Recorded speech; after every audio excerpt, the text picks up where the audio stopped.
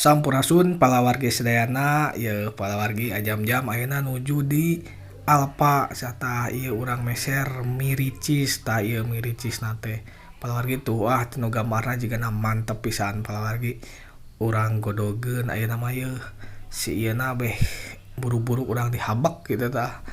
tuh palawargi tong di video lila-lila teuing nya palawargi da bosan manya nempokeun sari milik kulu di ieu nya direbus gitu tah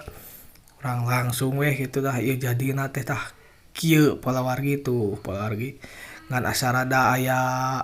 kecewa gitu saeutik gitu ting loba gitu tah soalna tadi di nu gambarna mah ieu teh aya hayaman jeung aya nogan tapi kenyataan mah eueuh palawargi tapi teu nanaon lah urang dihabak we urang dituang gitu da lebar meunang meuli ieu teh tah gitu apalagi ku ieu nya ku ajam-jam ieu teh bisa mun disambungkeun di kahirupan meureunnan urang ge sok loba kahayang anu teu sesuai jeung ieu jeung kenyataan gitu palawargi tapi urang teh kudu dijalani we rek kumaha oge gitu palawargi nya ari hirup mah urang teh meureunnan geus aya jalanna geus aya takdirna geus aya milikna gitu ulah hariwang teh ku Allah mah da pasti wae direjekian ngan pedah rek gede leutik oge urang kudu bisa bersyukur gitu da ari intina bahagia mah gitu tentram hate tentrem pikiran mah anger hiji nyaeta ku bersyukur da ari lamun teu bisa bersyukur mah rek gede rek leutik oge moal cukup gitu tamun kanu duit teh mah gitu palawargi atau kanu ieu misalkan urang hayangna kumaha kawas tadi geuningan ieu mie nya dinu gambarna aya hayaman aya nogan pe kanyataan nama eueuh teu nanaon da anger intina mah bakal nyeubeukkeun beuteung urang tah eta meureun palawargi nya tuh palawargi aduh ieu teh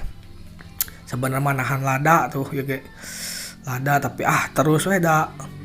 lapar tah gitu palawargi teu beda meureun jeung kahirupan keur da kahirupan teh aya amisna aya pahitna gitu urang teh kudu